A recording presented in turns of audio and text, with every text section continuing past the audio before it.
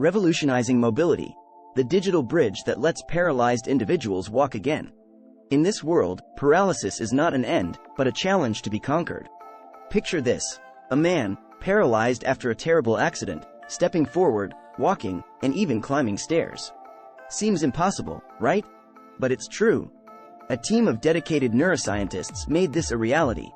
By developing a digital bridge, a wireless brain-spine interface, they have successfully re-established the communication between the brain and the spinal cord, enabling natural movement to be regained. This remarkable technology consists of two electronic implants, one on the brain and another on the spinal cord.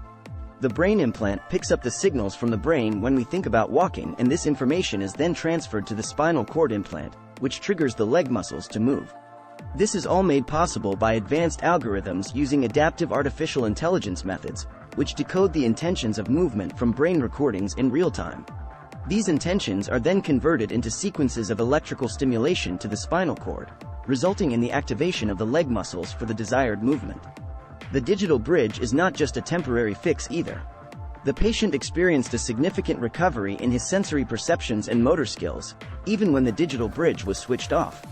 This suggests the technology has actually led to the development of new nerve connections.